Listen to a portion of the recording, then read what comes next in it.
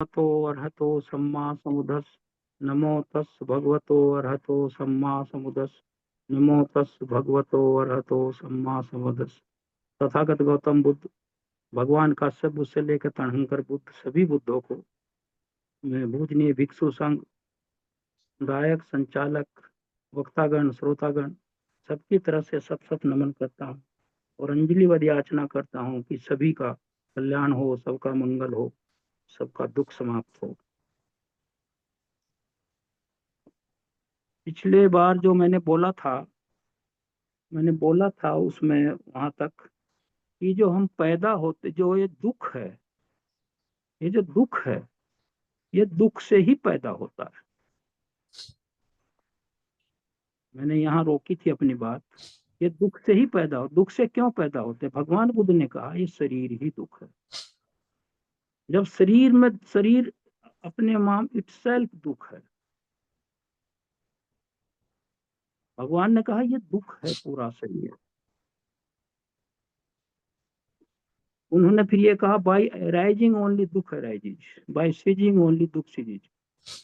पैदा होने से केवल दुख ही पैदा होता है और निरोध होने से दुख का ही समाप्ति होती है। दुख ही से दुख पैदा होता है। यहाँ तक ये बात आई थी। तो इसमें दुख, ये जो हमारा जीवन है, जब मौत होती है, मेरा विषय यही है कि हम मौत के बाद हमारे सारे एनर्जी एंड फोर्सेस खत्म हो जाते हैं, समाप्त हो जाते हैं? नहीं, खत्म नहीं होते।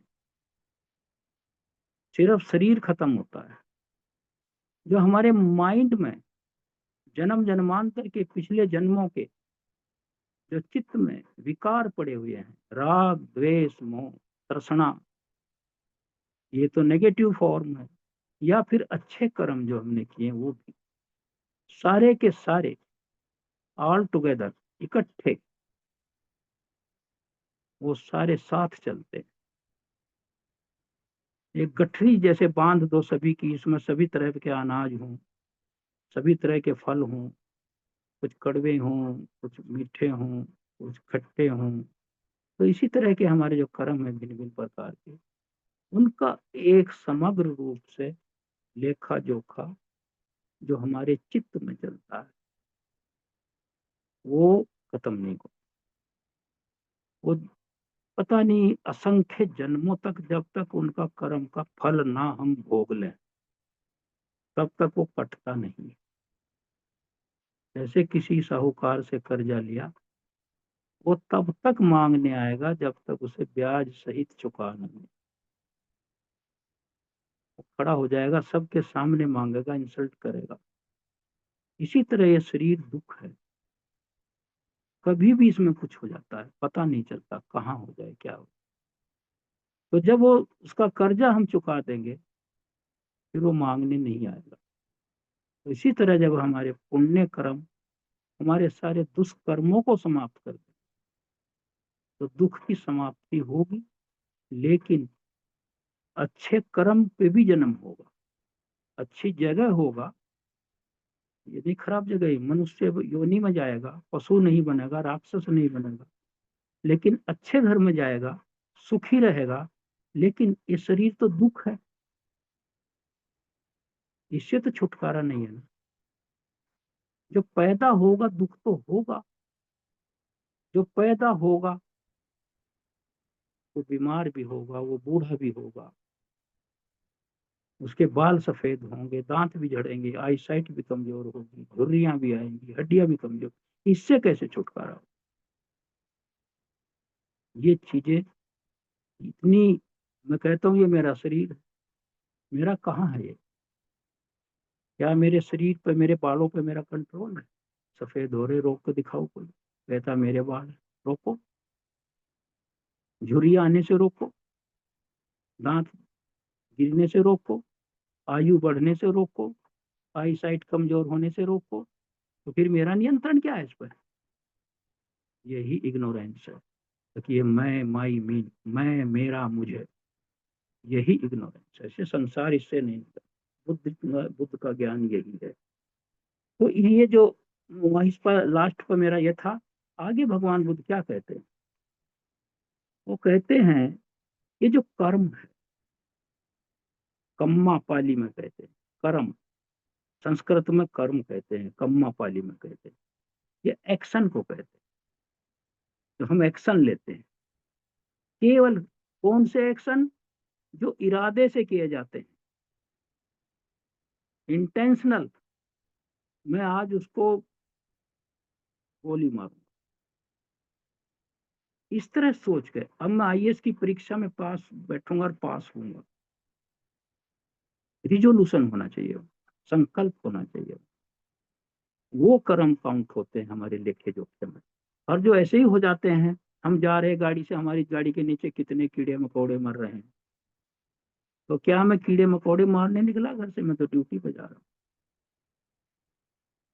किसान खेत में हल चला रहा, कितने जीव जंतु हल के नीचे मर रहे हैं, तो क्या हल जीव जंतु को मारने के लिए चला रहा हो? नहीं, उसका इरादा है अनाज पैदा करना, राष्ट्र को अनाज देना। तो इंटेंशनल वही ये कर्म की ये थ्योरी है। जो इंटेंशनल होगा, तो जो वोल्यूशनल होगा, जो चेतना में है। भगवान बुद्ध ने कहा ना, चेतना हम विश्व कम मदा, विश्व में चेतना को ही कर्म कहता हूं। तो ये जो हमारी एनर्जीज एंड फोर्सेज हैं, जो हमारे इसमें पड़े हुए हैं, प्रेशर्स, क्रोध का प्रेशर, लालच का प्रेशर, बदले की भावना का प्रेशर, तृष्णा का प्रेशर, या अच्छा काम करने का प्रेशर, दान देने का प्रेशर, उसको ललक उठती है आज मैं इतने लोगों को खाना खिलाऊं, वो भी एक प्रेशर है, वो अच्छा प्रेशर है। तो वो चित्त में, अब आप सोच रहे होंगे खत्म क्यों नहीं? कर्म, बुद्ध क्या कहते हैं?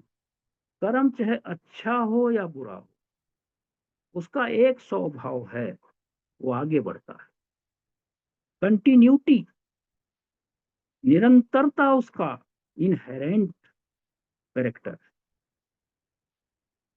उसका जैसे सेब है, उसका अपना रस है, उसका बीज से सेब बनेगा, वही होगा, आम जैसा नहीं हो सकता। कर्म का वही है, कर्म का वही है। जिस रूप में कर किया गया हो, जिस रूप में कर्म किया गया हो, वो उसी उसी रूप में करेगा वो। तो ये कहते हैं कि जैसा एक्शन लिया गया है, गुड या बैड, वो उसमें कंटिन्यू रहेगा, और वो रुकता नहीं है। शरीर पीछे छूट जाता है मृत्यु पर, जो चित्त है वो अनसीन है, वो दिखाई नहीं देता। वो इधर का आखिरी सांस, और जैसे कर्मों के अनुसार मेरी योनि होनी है, कहीं मुझे कुत्ते बिल्ली जहां भी मुझे पैदा होना है, उधर का, इधर का आखिरी सांस, उधर का पहला सांस। जहां मुझे जाना है माता के गर्भ में, वहां प्लेटफॉर्म तैयार है। इधर सांस निकला नहीं, और उतना फोर्स है इसमें, इतना फोर्स है कि वहीं जाकर वो लाइटनिंग करता है, सेंसेशन करता है। जो माता पिता के संयोग से जो बनता है, जो मतलब यह है मटेरियल, और उसके कर्मों का पर कमिक फोर्स, इतनी पावर है उसमें। वो जो छोटा सा पिंड बना रहता मांड जैसा, उसमें जीवन फूक देता है, उसमें जाके वो चिंगारी की तरह जैसे हलचल पैदा कर देता है, तो वहां जन्म हो जाता है। और उसके साथ ये जो कर्म है, इनकी एक श्रृंखला है। अब मैं इसे आपको समझा दूं, ये क्यों नहीं खत्म होते।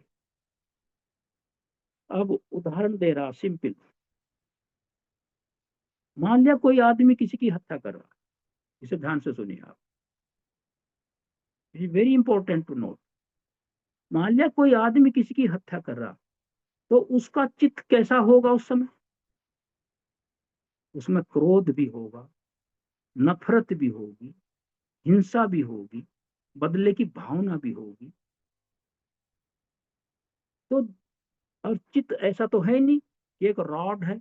ये तो जैसा उषा जी ने बताया, उसका चित्त क्षण है, तो एक एक सेकंड में ऐसे जैसे पिक्चर बनती है, फोटो खींचते हैं, फिर उसको मिलाकर सारी पिक्चर लगता है कि ये तो एक जैसा लग रहा, नहीं ऐसा नहीं हो। वो कैमरा मैन उसको जोड़ देता है, फिर ऐसे लगता है कि जो पिक्चर में काम कर रहा आदमी वो एक ही जगह खड़ा बोल रहा, नहीं वो तो जोड़े गए हैं फोटो और डायलॉग। तो उसकी शूटिंग होती है छोटे छोटे, उसकी आज यहाँ कल को। तो इसी तरह हमारे चित्त का छोटा छोटा होता, क्योंकि सांस बार बार लिया जा रहा, एक सांस तो है नहीं, बदलता रहता है। अभी कैसा चित्त है, अभी गुस्से का चित्त है, अभी अच्छा चित्त है। तो जिस वक्त हम कोई किसी की हत्या करता है, तो जितनी देर उसका चित्त, मान लिया आधा घंटा लगा उसको मारने में, तो आधे घंटे में जितने उसके मोमेंट थे, चित्त क्षण, उन पे जो हमारी श्रृंखला है जीवन की, सांस की, ये जो लाइफ कॉन्टिन्यूअम है, स्ट्रीम ऑफ द कॉन्शियसनेस है, ये चित्त की श्रृंखला है, उस पे ऐसे उसका ठप्पा लग जाता है घृणा का। उसी उसी तरह ठप्पा ठप्पा ठप्पा, ये लगता लगता लगता आधे घंटे तक वो इस तरह लगता चला जाए। तो वो जो ठप्पा लगता है वो किस तरह है, जैसे हम स्लेट पर लिखते हैं किसी चौक से, या उस पर बोर्ड पर लिखते हैं क्लासरूम में, उसको मिटाते हैं लेकिन फिर भी कुछ निशान बने रहते हैं, उसका कुछ जो राइटिंग्स हैं हमारी, वो कुछ उसके बने रहते हैं। तो भगवान बुद्ध ने कहा है कि ये जो चित्त है, इसमें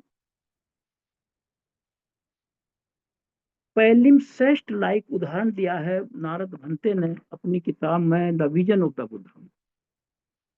उन्होंने कहा है जैसे पुराने काल में लिखते थे कुछ और फिर मिटाते थे, तो वो मिटता नहीं था पूरा, फिर उसी के ऊपर फिर लिख देते थे, फिर मिटाते थे, फिर लिखते थे, दोबारा लिखा हुआ तो पढ़ने में आता था, लेकिन पहले वाला मिटता नहीं था। तो इसका मतलब यह है, वो चित्त क्षण के साथ जितने हमारे कर्म हैं, हमारे चित्त पे वो चित्रित हैं, उनका ठप्पा है। गुस्से का ठप्पा तो गुस्से की मोहर है, अगर दान दिया है तो उसकी मोहर है। इसीलिए हम अपने जीवन में कभी दुख कभी सुख भोगते रहते, क्योंकि अगर वो शरीर आ गई जब हमने हत्या की थी, तो हम दुख में पड़ेंगे, क्योंकि फल मिल रहे हैं। और जब हमने दान किया है, भला किया है, लोगों की मदद करी है, तो वैसे ही ठप्पे लगे हमारे चित्त क्षण पर, तो फिर हम सुख भोगे, इसे हम सुख कहते हैं। हम ये सोचते हैं कि क्यों हो रहा है, वो हमारी बोई हुई फसल है जो बो के भूल गए, क्योंकि पिछले 50 जन्म, हजारों जन्म कहाँ से याद करेगा। जैसे भगवान बुद्ध ही इसको याद कर सकते हैं अपने सारे पिछले जन्म। ये तो ये चीजें हैं। तो ये मिटते क्यों नहीं है, इसको मैं पढ़ देता हूं जो इसमें लिखा हुआ है। मैनी फोल्ड एक्सपीरियंसिस, ध्यान से सुनिए, many fold experiences, personal characteristics, जो मेरी व्यक्तिगत वो है विशेषताएं, एक्यूमुलेटेड नॉलेज, और जो ज्ञान मैंने अर्जित किया उसका संचय, एंड सो फोर्थ, तो इसी तरह, आर ऑल इंडेलिबली, इंडेलिबली, जिसे मिटाया नहीं जा सकता, इंडेलिबली रिकॉर्डेड, वो रिकॉर्डेड है इन द पैलिम्पसेस्ट लाइक माइंड। पैलिम्पसेस्ट किसे कहते हैं, एक ग्रीक वर्ड है ये, वह कागज, जिसको मैंने देखा उसमें, वह कागज जिसकी मूल लिपि, मैन्युस्क्रिप्ट जो था मूल, दूसरी लिपि लिखने के लिए मिटा दी जाए, लेकिन फिर भी उसकी वो लिखावट उस पर रहती है, इंप्रेशन रहता है। तो इसी तरह चित्त पर वो इंप्रेशन रहेगा, वो इंप्रेशन, तो वो इंप्रेशन रहेगा, जब वो बना रहेगा, वो तब तक बना रहेगा जब तक उसका विपाक हम भोग ना ले।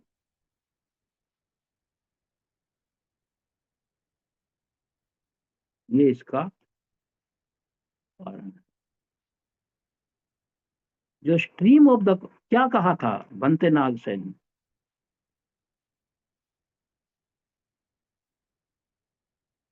मिलिंद से जब पूछा ये कर्म कहाँ पड़े रहते, कर्म का प्रभाव कहाँ पड़ा रहता,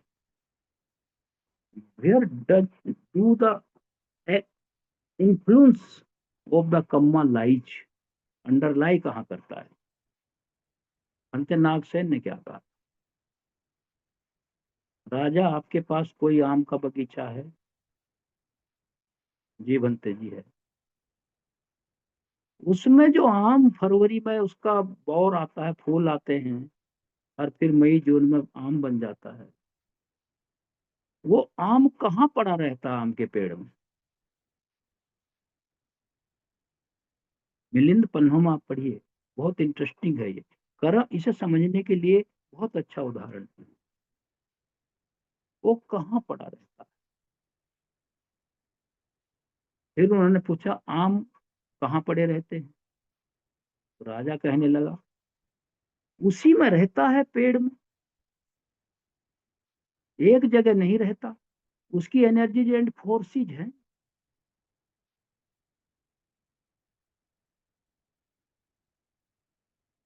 और फिर जब उनका समग्र रूप से जब उसका फोर्स इकट्ठा होता है, तो बाहर बौर के रूप में, फूल के रूप में उजागर होता है, मौसम आने पर। ऋतु नियम है वो,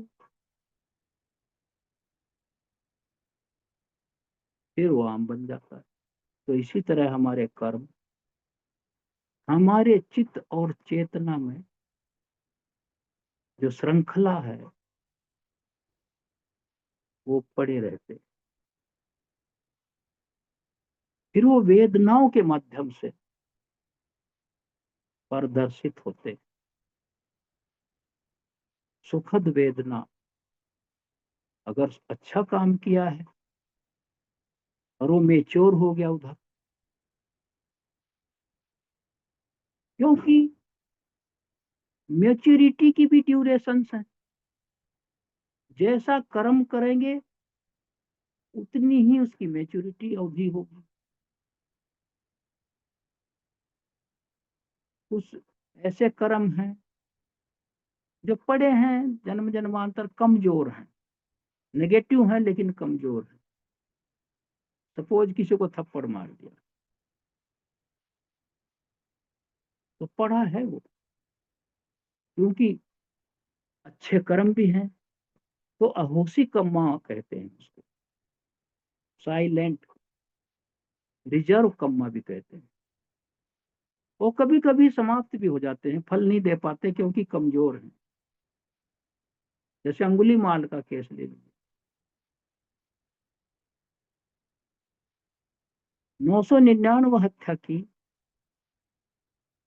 लेकिन उसके बाद जो पुण्य कर्म किए भिक्षु होकर, एक छोटी लकीर के सामने बड़ी लकीर खींच दी, वो उससे ढक गई,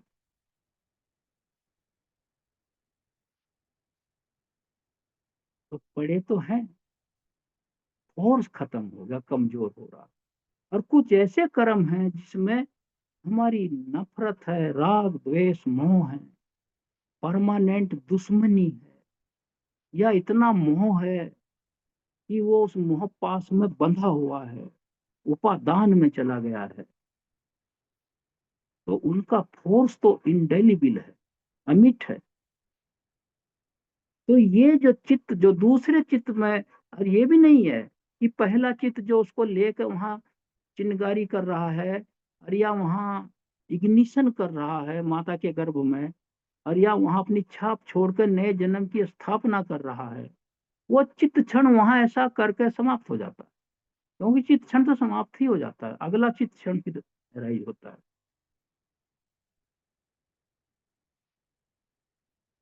तो वो सारे इंप्रेशन छोड़कर, ये इसी तरह है जैसे कोई मकान बन रहा है और एक ईंटें ऊपर पहुंचानी है,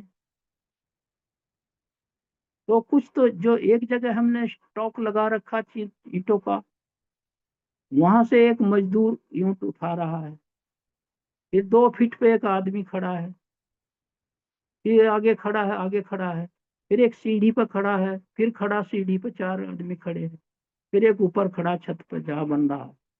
तो वो ईंट उसे दे रहा, वो उसे दे रहा, वो उसे दे रहा, उसे दे रहा, इस तरह वो ईंट ऊपर छत पर पहुंच जाता। अगर एक ही आदमी उसे लेकर जाएगा, उसे टाइम लगेगा, बार बार थक भी जाएगा वो। और इसमें वो आसानी से, इसी तरह एक चित्त क्षण अगले आने वाले चित्त क्षण को सारा चार्ज हैंड ओवर करके खत्म हो।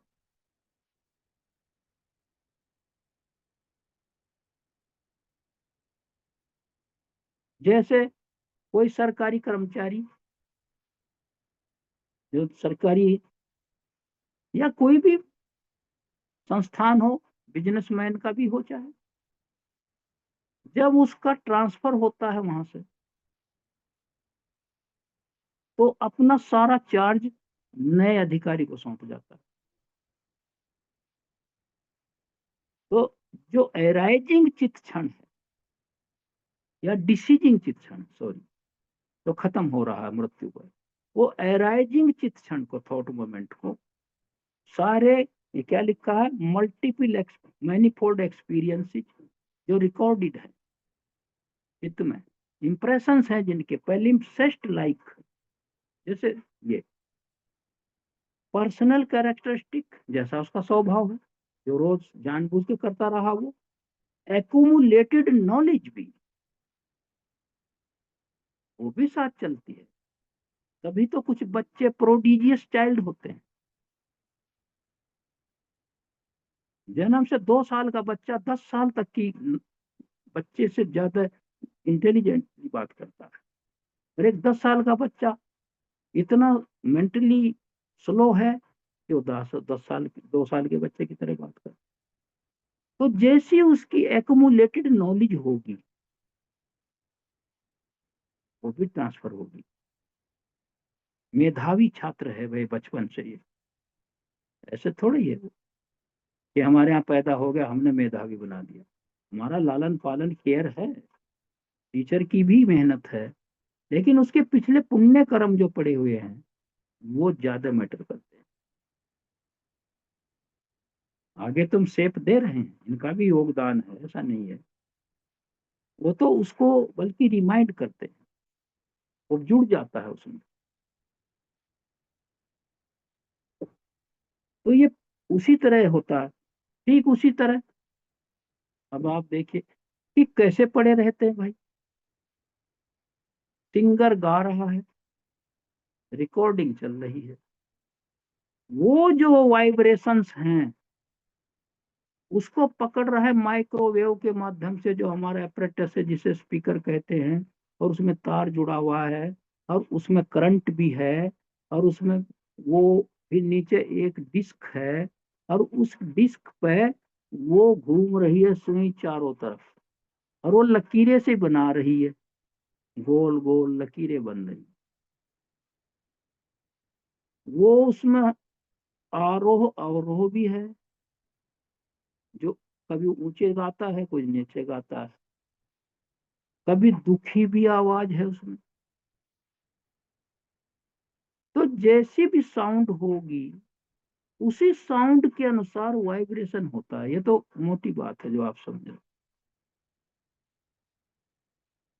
ये तो फिर उसको गायक तो हट गया, वो रिकॉर्डिंग पूरी हो गई, फिर उस डिस्क को हम बजा रहे हैं, सेम टू सेम वही वॉइस आज हम सुन रहे हैं। जो गायक मर भी गए, 50 साल पहले गाया था, 70-80 साल पहले गाया था। तो इसी तरह हमारे जो कर एनर्जीज एंड फोर्सेज, जो शक्ति है और ये बल है, इनमें बहुत पावर है। कर्म कम्मिक फोर्स जिसको कहते, कम्मिक फोर्स, ये कंटिन्यूअल फोर्स है। तो इसलिए क्या समाप्त हो जाते हैं?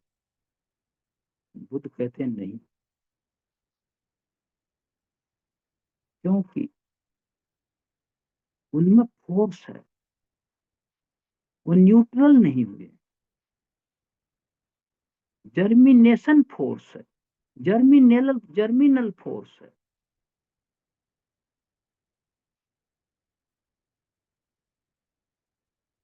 वो तो इसी तरह हो गया जैसे कोई नदियां बह कर आ रही हैं कहीं, और हमने डैम बना दिया, बड़े फोर्स से आ रही है, लेकिन वहां इकट्ठा होगा रिजर्वायर में पानी, वो इकट्ठा पड़ा है। लेकिन जिस दिन बांध खुलेगा, स्लुइस गेट खुलेगा, टूट जाएगा, फिर वो फोर्स वो उसका है, खत्म नहीं हुआ।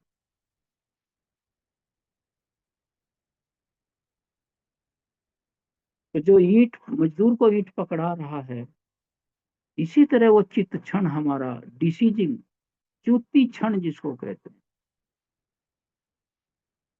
वो एराइजिंग चित्त को, जो प्रतिसंधि चित्त है, जिसे विपाक चित्त भी कहते हैं, रीलिंक कॉन्शियसनेस भी कहते हैं, क्योंकि वो रीलिंक करता है, जोड़ता है, प्रतिसंधान करता है उसको, एक भाव से जो गुजर गया उसके फोर्स को अगले भाव से जोड़ता है।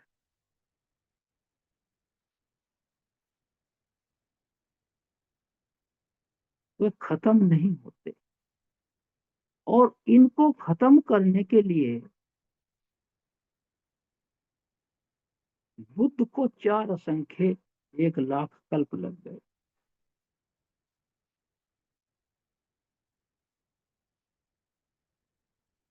और कितना अरसा है ये, कितना पीरियड है ये। सुमेध पंडित बोधिसत्व को ये सच्चाई जानने के लिए, 4 आर्य सत्य के 4 शब्द जानने के लिए, 4 शब्द कह रहा हूं, दुख, समुदय, निरोध और मग्न, ये 4 शब्द ही तो त्रिपिटक है। इसी में सब कुछ है, इसी में अष्टांगिक मार्ग है, इसी में प्रतीत्य समुत्पाद है, इसी में नित्य दुख अनात्म है, इसी में सब कुछ। तो समाप्त क्यों नहीं होते? जो चित्त में मेरे ठप्पे लगे हुए हैं, ठीक उसी तरह है। किसी स्टैंप पैड पर मुहर को लगाइए, अगर ज्यादा गहरी इंक लग गई उस पर, तो वो इतना गहरा इंप्रेशन देगी, और कहीं हल्का सा छुइए तो हल्का इंप्रेशन आएगा। एक जो उदाहरण दे रहा हूँ, I want trying to make it simpler. कभी कभी ज्यादा इंक लग जाती है गहराई से, उसमें तो नाम भी पढ़ने में नहीं आता, इंक फैल जाती है। तो इसी तरह के जो इम्प्रेशंस हैं हमारे कर्मों के, according to their merit demerit,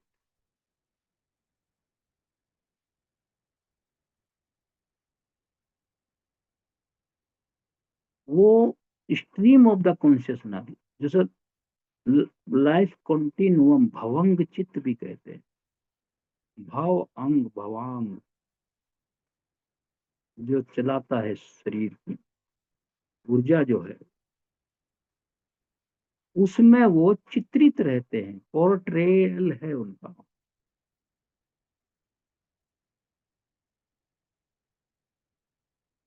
और वो तब तक रहेंगे, एक बात ये है। दूसरा, वो तो पड़े ही हैं, हम ये तो वर्तमान के हो गए, आगे हम और गार्नर कर रहे हैं, फिर उसमें वो भी जुड़ रहे हैं जो भविष्य में दुख देंगे। तो लाइन खत्म ही नहीं होती, वो एकुमुलेशन की, संचय की, उसे हम खत्म ही नहीं होने देते।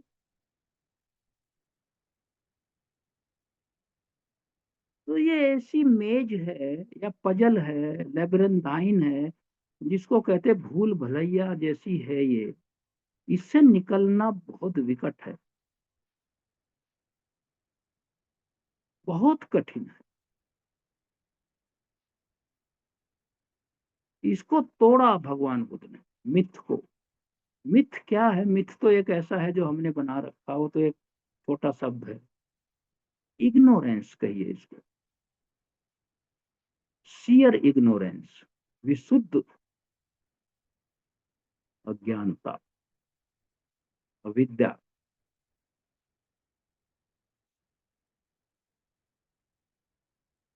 तो ये इसमें उन्होंने उदाहरण भी दिया है, all these experiences and characters transmigrate from one life to other,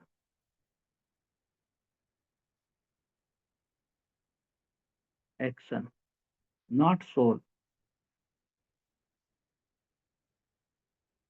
in the case of our experiences our childhood से लेकर, सब पढ़ा रहे, बचपन से लेकर लाइफ तक का, इन्फांट प्रोडिजीज जो मैं भी कह रहा था, बच्चे की जो विलक्षण बुद्धि है, prodigious child, and wonderful children who speak in different language without receiving any instruction. ना ट्यूशन लगा रखा है, बस टीचर ने पढ़ाया, उसी से हिंट मिल गया उसको, क्योंकि वो कनेक्ट हो गया ना उससे पिछले, जो चित्त की कनेक्टिविटी है, पढ़े हुए हैं जो पिछले अच्छे, जो उसने अर्जित कर रखी है नॉलेज, तो उससे वो लाइट वो कनेक्ट हो गया। तो टीचर के थोड़े से इशारे से ही, जैसे पुराने टाइम में 7 साल का बच्चा अर्हत हो जाता था,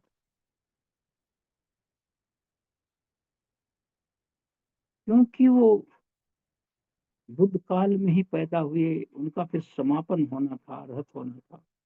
वो भी बुद्ध के समय पढ़े आ रहे थे उसी परंपरा में,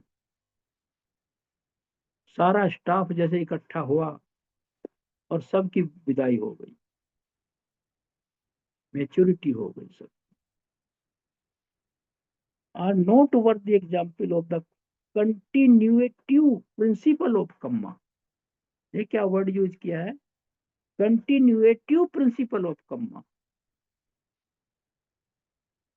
निरंतरता का जो सिद्धांत है कर्म का।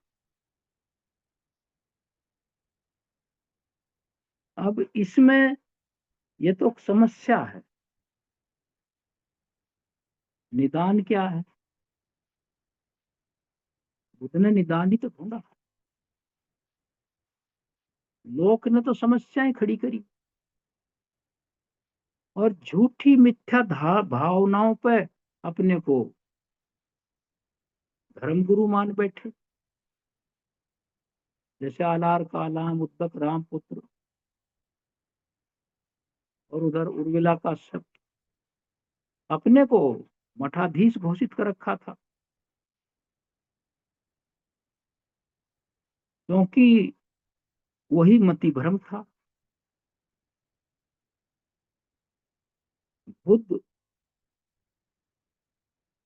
का तो अराइवल हुआ नहीं था, जब हुआ तो बुद्ध की बात उनको उल्टी लगी, क्योंकि वो तो चार असंख्य, जब से आप देखिए कि काश्यप बुद्ध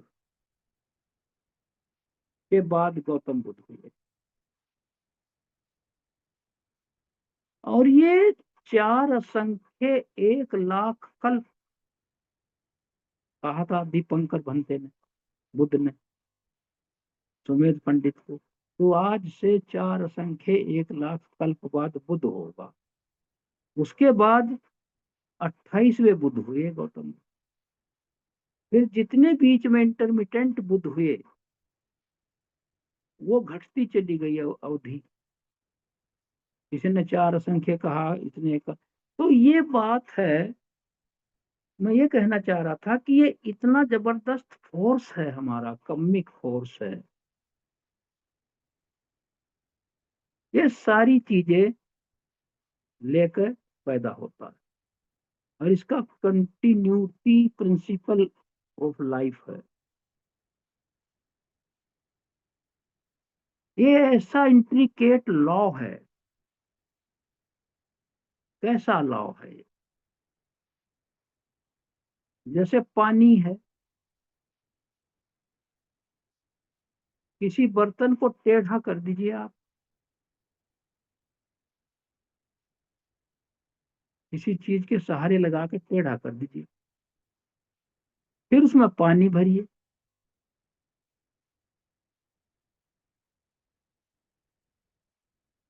एक तरफ गहरा होगा, एक तरफ सैलो होगा, लेकिन पानी का सरफेस बराबर रहे। वो बर्तन के शेप के अनुसार या तालाब के शेप के अनुसार या झील के शेप के अनुसार टेढ़ा नहीं होगा। सरफेस तो उसका इवन ही रहेगा, समतल ही रहेगा। यही कर्म का सिद्धांत। ये जो कम्मा, लॉ ऑफ कम्मा है या कम नियम है,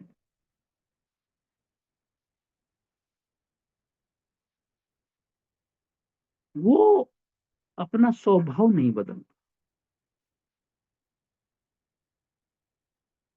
इसे कहता है a tiger never changes its spot.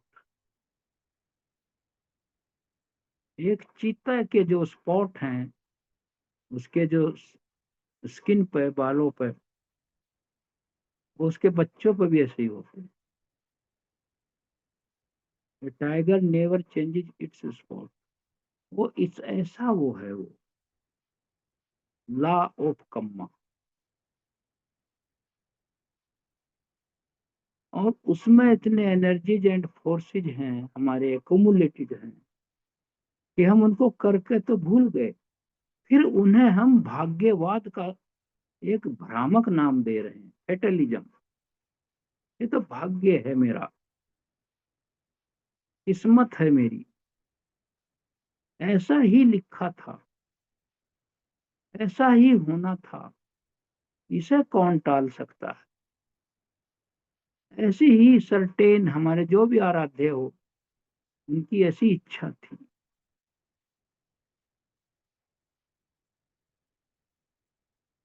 तो कितना हम गलत दिशा में जा रहे हैं। समस्या कुछ और है, बीमारी कुछ और है, दवा कुछ और है। बच्चा बीमार हो गया, एक अंधविश्वासी आदमी ने कह दिया एक बकरे की बच्ची की बलि दे दो।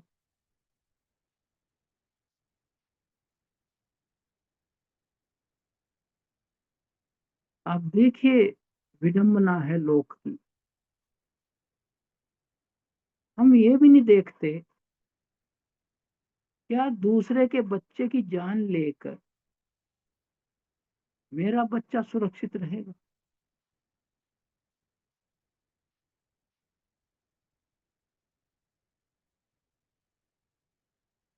ऐसा सोचिए आप कि एक की बलि देकर दूसरे के जीवन की वृद्धि होगी। वो तो एक हत्या का पाप और जुड़ गया। इतनी बड़ी इग्नोरेंस है।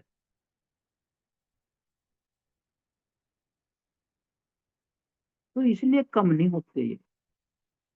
पिछले का तो दुख हम भोग ही रहे हैं। चलो, जिसका भोग लिया वो तो कट गया, जैसे कर्जा चुका दिया। आगे भी तो हम उस परंपरा को बनाए हुए हैं।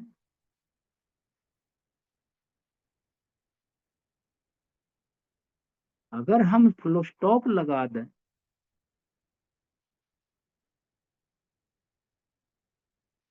तो कुशल रुक जाएं। जैसे हमारे उसमें कहा, अष्टांगिक मार्ग में कहा है, सम्यक प्रयास, सम्मायाम व्यायाम। अकुशल को रोकना जो चित्त में आता है, प्रिवेंट, प्रहाण, प्रधान। और जो पहले से अकुशल है मेरे चित्त में, उसको अबंडन करना, त्याग कर देना। और तीसरा भावना प्रधान, उसमें वृद्धि करो अच्छे कामों में। फिर एक चौथा है अनुरक्षण प्रधान।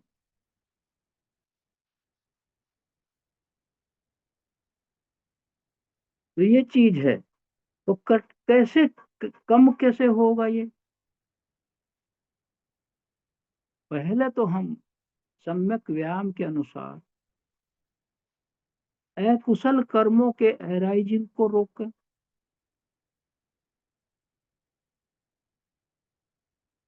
दूसरा, जो पहले से अकुशल चित्त में भरे पड़े हुए हैं उनको वैकेट करें। धीरे धीरे होगा, क्योंकि ये तो बहुत बड़ी एक विरासत है। जब से हम इसमें परंपरा में आए तब से, कब आए पता नहीं, उसको रोकें,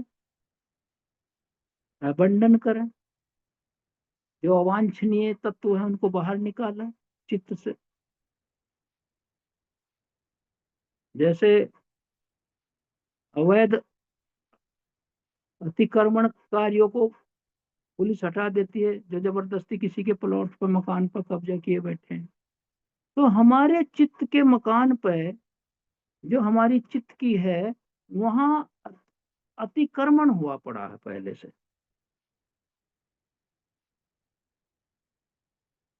और वो अतिक्रमण को मैंने ही अलाउ किया, जबरदस्ती नहीं हुआ वो।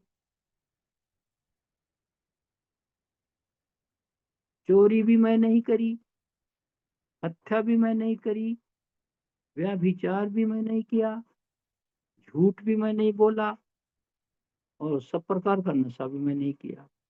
तो इसमें दूसरा कहाँ दोषी है? अतिक्रमण तो मैंने की करा अलाउ किया है ना। फिर अतिक्रमणकारी इतना ज्यादा हो गए,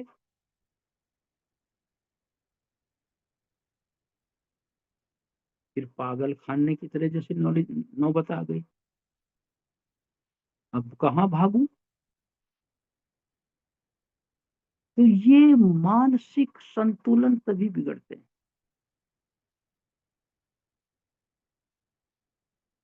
अगर इसको डे टू डे बैलेंस किया जाए और भावना पर ध्यान रखा जाए और उसको वैकेट कर दें हम, और फिर मेंटेन करें हम, जब आगे से हम इनलेट इनका बंद कर देंगे,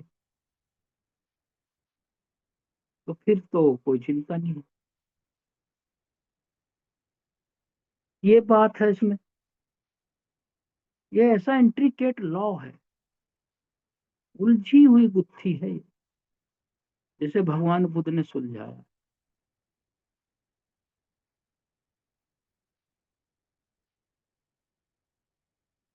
whose working is fully comprehended by the Buddha only। ये जो कर्मों का सिद्धांत है, लिखा है इसमें भंते नारद ने, karma is certainly an intricate law, intricate law, एक बहुत उलझा हुआ है, ये कठिन लॉ है। whose working is fully comprehended only by the Buddha, जिसको पूरी तरह से बुद्ध ही समझ सकते हैं। पूरी तरह से अरहत भी समझते हैं, लेकिन चूंकि अरहत तो मुक्त हो गया, लेकिन बुद्ध तो नहीं है वो। अपने निर्वाण तक के लिए काफी है वो।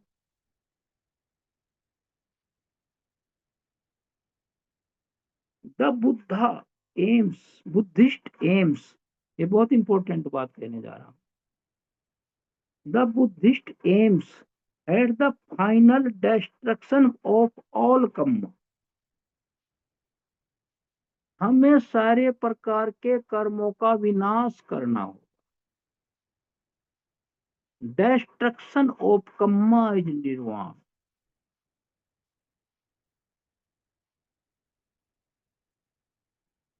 अब कोई कहेगा ये कैसे बात है भाई, कर्म का डिस्ट्रक्शन कैसे हो जाएगा? कर्म तो करना पड़ेगा।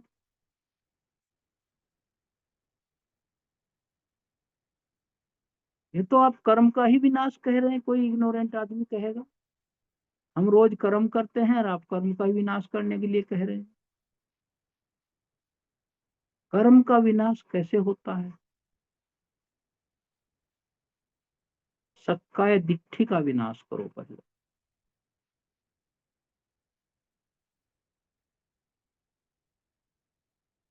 ये मैं हूं, ये मेरा है, ये it is my soul, I me mine,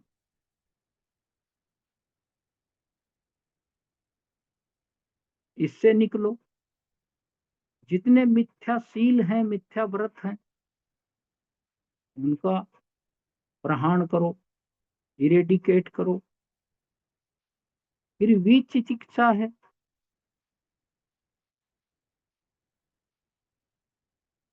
Buddha के बारे में, धम्म के बारे में, संघ के बारे में। दूसरी, अतीत के बारे में, भविष्य के बारे में, वर्तमान के बारे में। छह, और प्रतीत्य समुत्पाद के बारे में, जो हमारा डाउट है। तब जाके कहीं हम श्रोतापन होंगे।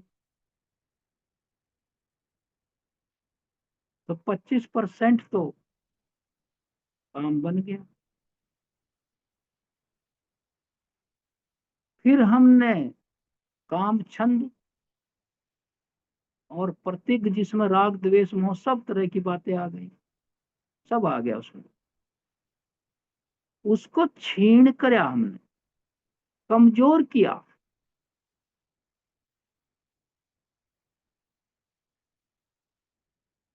उससे थोड़ा विरत होना शुरू किया।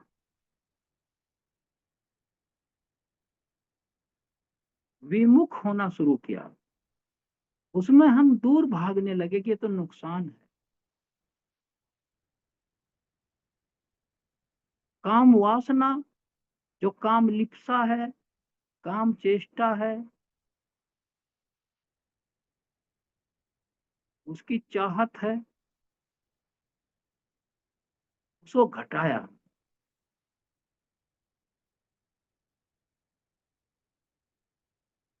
अब जब हमने उसको कमजोर किया,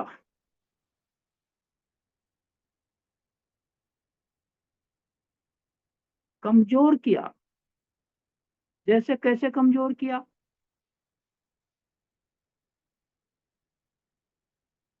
कि जैसे पेड़ है, रोज हम उसमें पानी डालते हैं, ऐसे ही अपने चित्त में भी हम वासनाओं का पानी डालते हैं। जो मजा आता है, आनंद, जो मजा आता है ना फीलिंग के माध्यम से,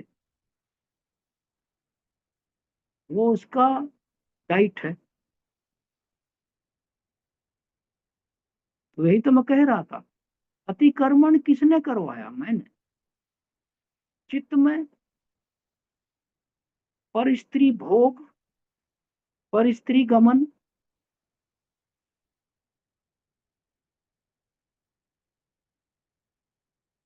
लालच, द्वेष, मोह, इन सब को किसको अच्छी लगी ये चीजें?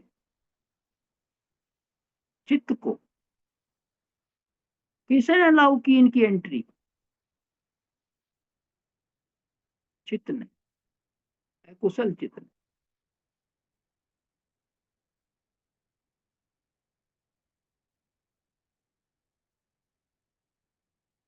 तो ये है, तो इसको बाहर निकालना है, अबंडन करना है।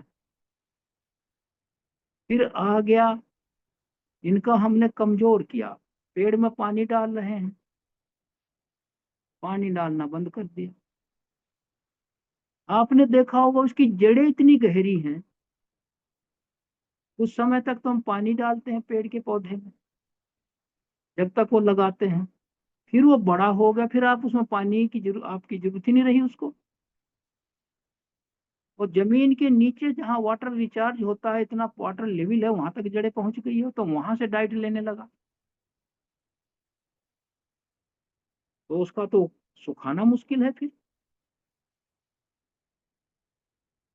यही कारण कि हमारे चित्त में ये राग द्वेष मोह और ये वासनाएं इतनी गहरी चली गई हैं। पहले तो ये तृष्णा थी, फिर ये उपादान बन गई और ये अपनी डाइट खुद बन गई। फिर ये मकान मालिक को कहेंगे कि आप बाहर निकलिए, क्योंकि इतनी संख्या ज्यादा हो गई अतिक्रमणकारियों की। वहीं लोभ द्वेष मोह भी आ गया, वहीं सब कुछ आ गया, जितने भी हमारे डिफाइलमेंट। एक कुशल चित्त तो अकेला पड़ गया, अकुशल चित्त के साथ पूरी आर्मी आ गई। जैसे अवांछनीय तत्वों को लेकर अच्छे खासे अपनी ही मकान में रहने वाले आदमी को जाकर निकाल देते हैं लोग। इसी तरह है ये अकुशल चित्त और ये विचार जो डिमेरिटोरियस हैं, कुशल चित्त को बाहर कर देते हैं हमारे चित्त से। यानी कि चित्त दो हैं,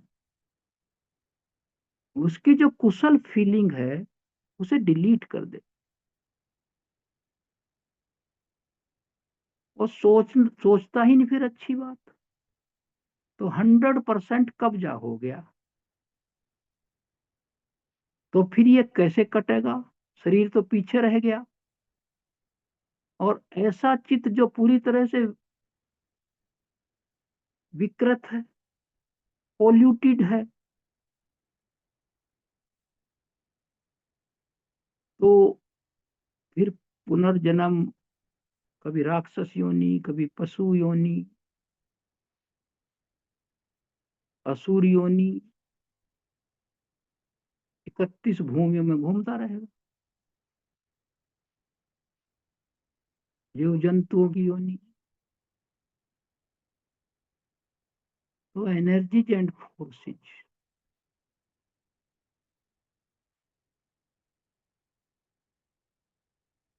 का प्रभाव क्यों नहीं खत्म होती? जब गौतम बुद्ध को 4 असंख्य 1 लाख कल्प लगते हैं, तो हम कहाँ सोए हैं? हमारा तो ये जीवन बहुत कम है। 100 साल भी कोई जीवे तो कम है। इनको निकालने में इतना समय लग गया बुद्ध को।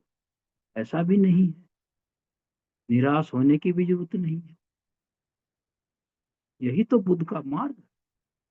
यहाँ निराशा नहीं है, यहाँ निर्वाण आशा है। जब आम्रपाली अर्हत हो सकती है, अंगुलीमाल अर्हत हो सकता है, आलवक अर्हत हो सकता है।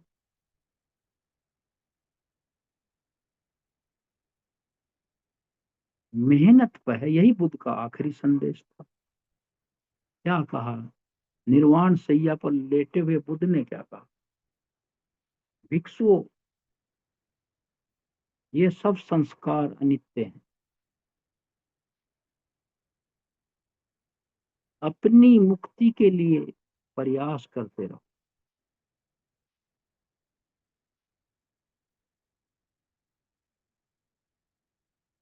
अनित्य हैं।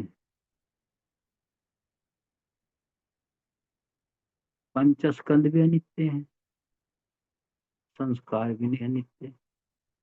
लेकिन ये तो फौलाद से भी ज्यादा मजबूत हो रहे हैं जब इकट्ठे हो जाते हैं। अनित्य तो ये हैं, लेकिन इनकी फोर्सेज एंड एनर्जीज काटे नहीं कटती। ये तो नित्यता का स्थान ले चुके हैं।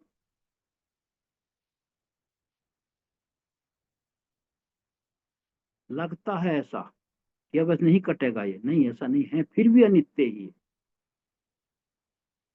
जैसे कोहरा छा गया, घना छोरा चौरा, विजिबिलिटी जीरो हो गई। क्या वो ऐसा रहेगा? नहीं रहेगा।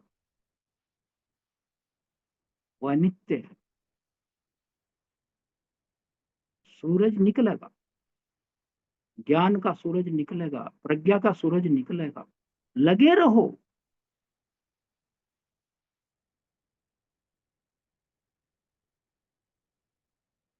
अनित्य होने के बावजूद इतने क्षण क्षण भर का जीवन है इनका, हरेक का, हर एक सांस का, हर एक चित क्षण का, क्षुद्र क्षण, एराइजिंग, स्टेइंग, डिजोल्विंग, चुटकी भर में हजारों बदल जाते हैं, फिर भी कट नहीं रहे हैं, क्योंकि संख्या ज्यादा हो गई है।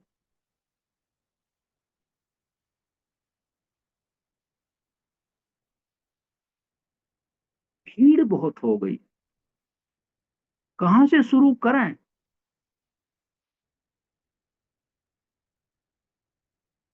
कहां से जंगल को छांटना, झाड़ियों को छांटना शुरू करें? इतनी उग गई है।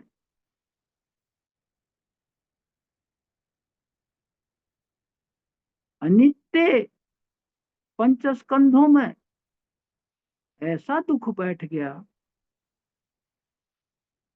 कि वो लगने लगा ये परमानेंट है। इसीलिए लोग, देखिए, इग्नोरेंस की वजह से सुसाइड करते। वो ये समझने लगते हैं कि अब तो ऐसा ही रहेगा, अब मेरे जीवन में कोई बदलाव नहीं आएगा। वो निराश होकर क्या होता है, शिकारी शिकार हो जाता है।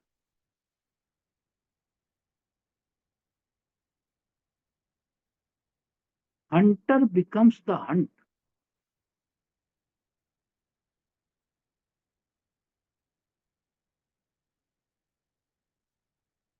तो ये इस तरह का है।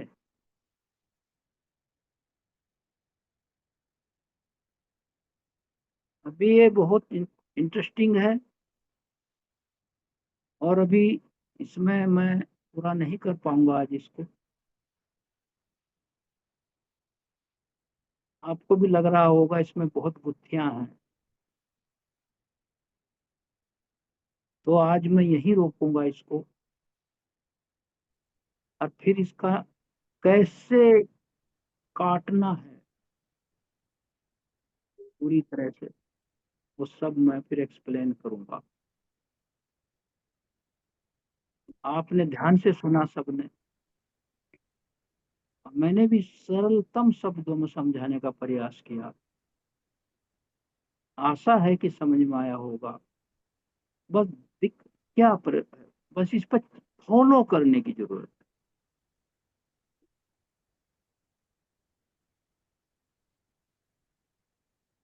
है, ऐसे बात बनती नहीं। चिंतन की जरूरत है, अपने चित्त को टटोलने की जरूरत है। बाहर नहीं जाना है, अंदर जाना है।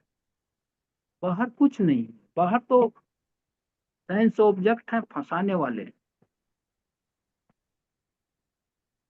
तो इन्हीं शब्दों के साथ मैं धम्मवाणी को विराम देता हूँ, और मेरा सभी को ध्यान से सुना, सबको साधुवाद, और सबको मैं